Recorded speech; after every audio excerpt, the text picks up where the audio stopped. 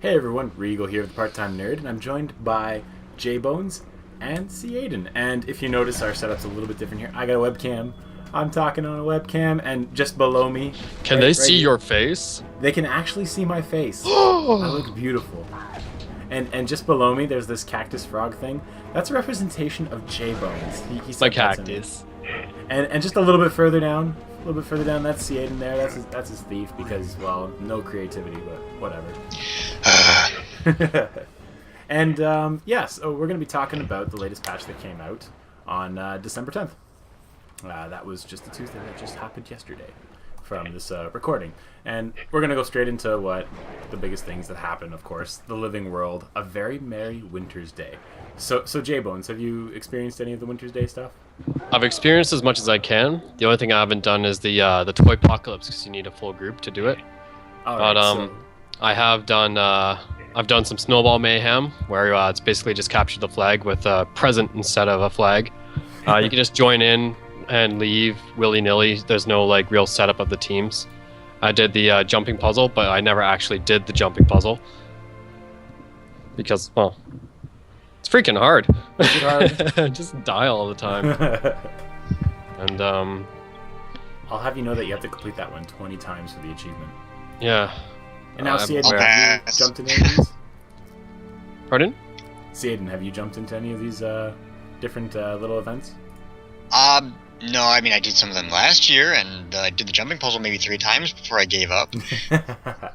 I hear you. I actually, the crazy man I am, because I love jumping puzzles and platformer games, I did a full 20 run of that puzzle. I bet you did it all in one round, too. I did, pretty much. You only get 20 minutes. Each run takes me like 10. But I also really enjoyed, I did the Bell Choir quite a lot. I mastered that. Bell Hero, I'm calling it. It is Bell Hero. I never myself liked having like the infinite musical instruments, but I do like it when there's something to play too. So that's basically all of the Winter's Wonderland stuff added. There's a couple cool little things they added in Lines Arch itself besides the reformat. They've got themselves Hobotron, as they call it here, in the wiki, but his real name is Hohotron. And you can donate some gold to him. It's basically paying for achievement points. I don't know how I feel about that, but the whole fact that you're like trying to support all these people that were affected by Scarlet and getting the presents out to all the little kids is kind of sweet. Yeah, it's a Salvation Army.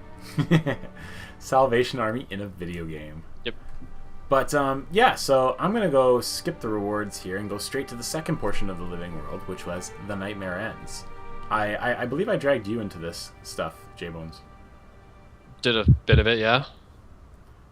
Yeah, so I mean, this was the conclusion or a portion of the arc of the whole Scarlet thing. How did you feel? Was it underwhelming, or did you enjoy that huge ass explosion? For the most part, I'm kind of with Phoenix on a lot of these things where it was a lot of this stuff is underwhelming, but after you blow up that tower, it's really satisfying seeing the destruction and like the environment after, like swimming through all the broken down things. It's pretty neat looking. Oh, totally. But aside from it being really pretty and the big explosion, it's not a lot happens. Really short, I think. Yeah, I agree. I totally think it was a little bit thin on all the added stuff. I mean, in terms of the Winter Wonderland, that was all resources from last year, so really all they focused on was the Nightmare Ends. We had a great patch last week with 2 weeks back with the fractals, so I can kind of understand, but since they got 2 different teams doing this stuff, I just have a feeling that this was a little bit, on the safe side.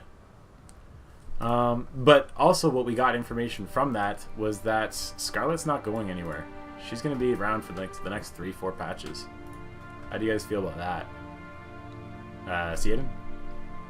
Well, I hope it means they're going to ramp it up. I hope it means they're going to tell us what she's doing. I hope it means it's going to tell us what we're going to do to stop her. I mean, I'm sure that there are some creative forces out there that could actually turn this into an interesting villain. I mean, she's got so much power and she's so crazy that she could do a lot of stuff.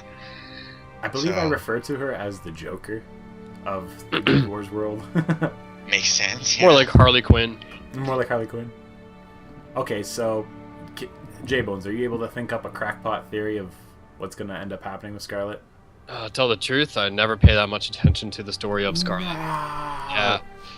You gotta like I the don't. lore, I'm man. sorry, man. I don't find her too engaging, really. I like the level designs that I get to take part in. So like the that tower was sick. I loved going up it. I went up it a few times just for funsies, but Well, I very don't. cool. I don't pay much attention to what she says because she has kind of an annoying voice. Well, speaking on that though, I myself, I'm a bit of a lore hound. I love having the ideas of everything we do in the world has some huge overarching epic event to happen. So my big, if I put my tin hat on, I believe that she's gonna go all the way up to where she like controls a dragon or something, and she's just gonna like introduce the newest one in Crystal Desert by That'd be pretty the sweet. end of the whole arc. I'd love to see a really sick boss come out of this. I think that'd be pretty epic. But yeah, so the rewards pretty much are unchanged. We got a couple back braces. We're going to move a little bit further down. Achievement-wise, everything is all through Living World. There's no added achievements outside of that. Get those jumping puzzles done. Ring those bells. Complete the Torpocalypse. We're going to slide even further down now, and we're going to jump into the new features and content available, such as crafting. Now, I know that J-Bones doesn't do any crafting at all, but Ciaden, you've been working your way up to 500 on a few of them. Yep, I finally got Huntsman done, and I crafted my first ascended weapon. So, Well done. Was it a worth little it? bit. Yes, it's shiny. I just made it last night, so I haven't been able to say, oh, it's so much better. I mean, I'm dealing so much more damage, or. But yeah, it was exciting. Getting all the way up there. I took the slow route. I didn't just rush by making exotics, so. Alright, so you took the slow route of that. Do you plan to do the same with the armor?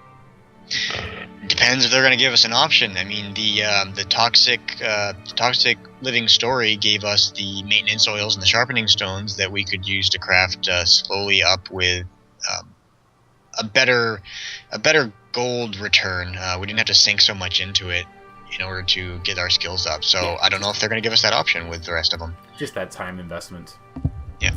I totally agree. I like the slow route as well. Me, myself, I was like rubbing my hands over the fire because I was thinking about how lucrative it was going to be for all those people that just love to rush, get all of the latest things, you know, people that have to have like the latest iPod, whatever. This is that sort of thing, right? Guild Wars iPod. The Guild Wars iPod. And lo and behold, Gossamer and all the other crafting materials, they spiked, they crashed, they're spiking, they're crashing. It's because people are just making money off of this, which is, in my opinion, the best part about it. Yeah, the economy always every single time they put something into it, it stays pretty well balanced, I find. They definitely don't screw around there. And they're pretty smart about it.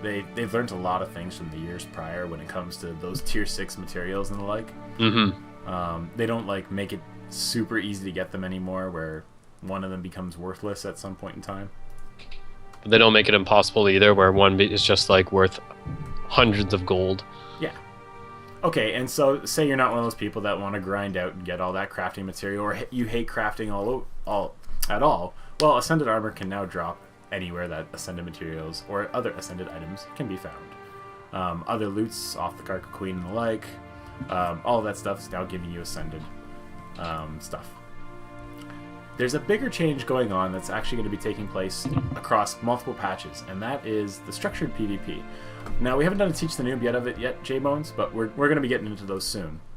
Sweet! And one of the big changes right now is that glory is getting phased out, and to do that, they're making incentives to spend your glory on things to burn it out to get rid of it. The biggest one right now, and I don't know if it's a good thing or a bad thing, is that you can buy Tier 3 cultural armor from your class, of course, because it's got to be your culture. So you can't put Sylvari armor on a Char. Yeah. But you can get Tier 3 culture armor for 60,000 glory and 60 gold. So basically, it cuts the gold price in half, and it gives you the whole armor set. But is it for PvP only, or? No, you can use it across anything. Oh, jeez. So how do you... It's kind of a shortcut, but it kind of also rewards those who play the PvP. Yeah, I think it's just, I think it's probably a really nice way for the people that maybe just don't even care about PvE, you know? for them to be able to actually be like, okay, well, I'll get into this thing too, and I can spend these resources to help me with that. And it's good to speak on that because, so, Aiden, did you ever work for, like, Orion Armor or the like, where you wanted to get one of those more prestigious skins? Oh, the dungeon armors? Yeah, those dungeon armors? I never did it for Aura, but yeah, I've kind of worked on it for other dungeons, yeah. Well, those are also available for significantly cheaper prices, like 5 to 10,000 glory and, like, 5 gold. So you can get the whole set. Nice. For anyone. And you say nice, but what about those people that people that got the Orion ones are going to be pretty pissed off, I think. That's what I'm thinking too. Just because those take a lot of really dedicated and specific work. And I agree. No, I definitely recognize when I see somebody running around with Aura armor. You know that person has spent a lot of time doing something pretty difficult. So I guess it's going to change. That's for sure. I find that this kind of promotes the cash shop armor a little bit more because that's going to become the new unique armor, right? The ones that are available through the gem store. In my opinion, that's good and bad. Maybe they'll introduce new things because I mean fractal weapons and the like are still super valuable, and this will make ascended armor feel that much more special if you do choose to keep that skin. I think on another hand, a lot of these sort of things where they make it easier to get these tier 3 armors and stuff like that is the game's been out for over a year now, right? Year and a half roughly. So I would imagine they're kind of trying to get it ready for when the expansion comes. Everyone's going to want to work hard for those armors instead and things like that. So it's a really good way to kind of make people bored with the current content so that they can move on to the next. I guess that's a good way of explaining it because there's a lot of completionists out there that say I have to have every set or something of that like. Yeah, I like that idea. And there's a couple other additions to sink that glory into different things, tomes of knowledge and the like. Say you're one of those lazy people that doesn't want to level up a character. Tomes of knowledge give you one whole level. Buy a few of those, and they're relatively cheap, and you can get yourself an 80 really quick. How much are they? I think they're like 6,000 or 7,000 glory. Okay. Yeah. Maybe even less. I could just be pulling that out of my ass. It's pretty large. I think it's way less than that, but regardless, that's what they've done with glory. They're kind of phasing it out. They're actually talking about different things to do with how they're going to reward you in structured PvP. We'll get into that as they release it, because, I mean, we got nothing to talk about right now. Further down, general bug fixes. Cool, that's nice. Dungeons. There's a cool little thing they did with the pristine fractal relics in the Fractals dungeons. You could double-click them to get yourself 15 of the regular relics.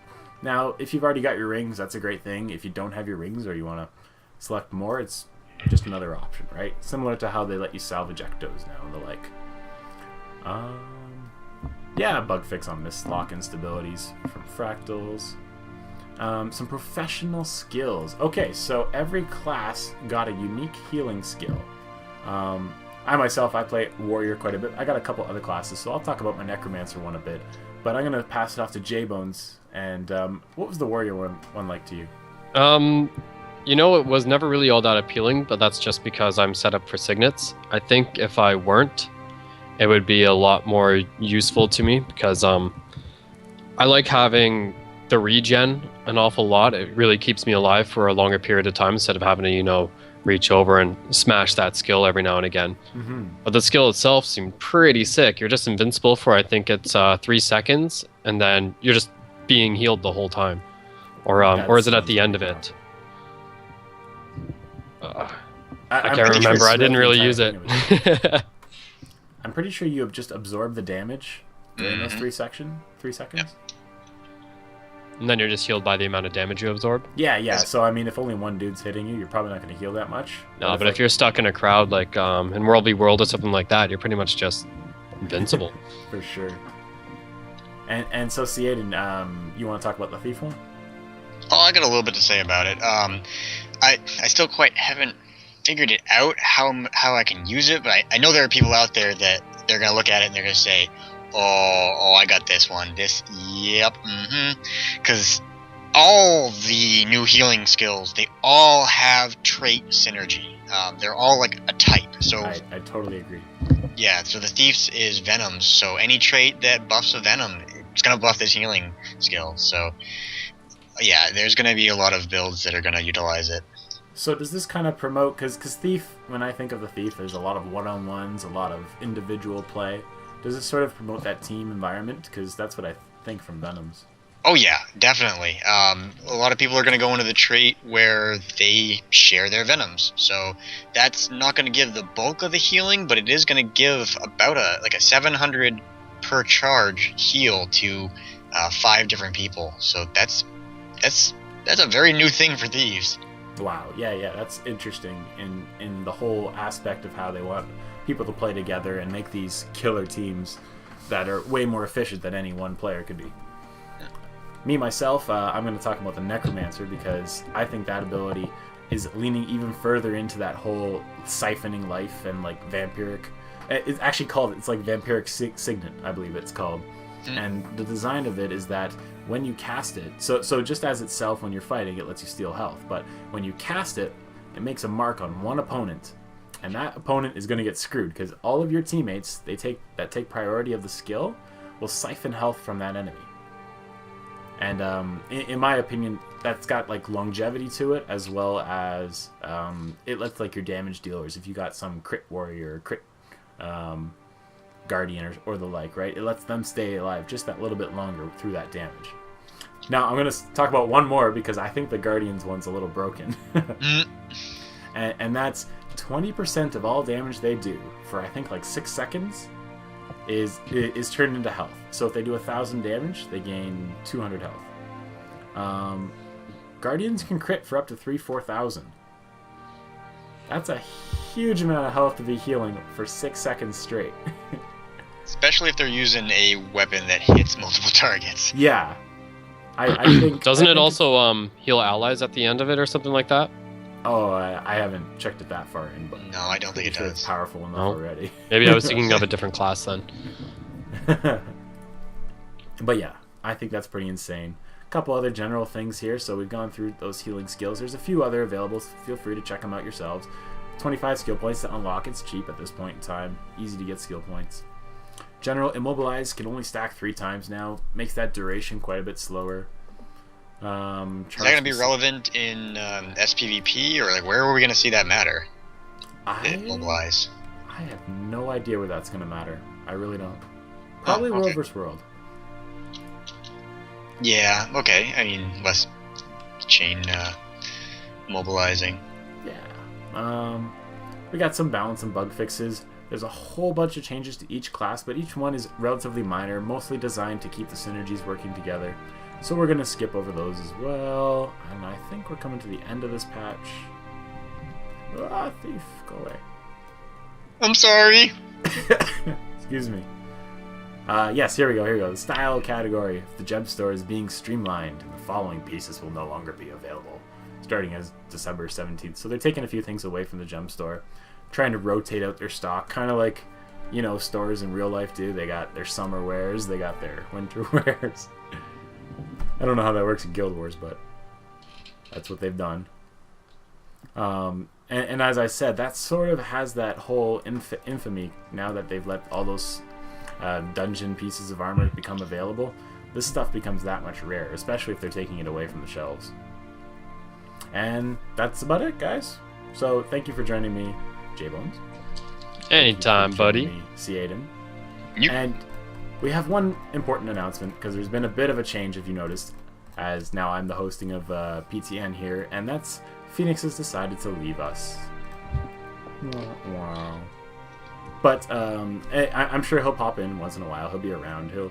And you're going to see him on a few videos continuously now, because we've got a few back catalogs. So you're going to see him for a little bit, then he'll fade away, and then maybe he'll show up again somewhere down the line.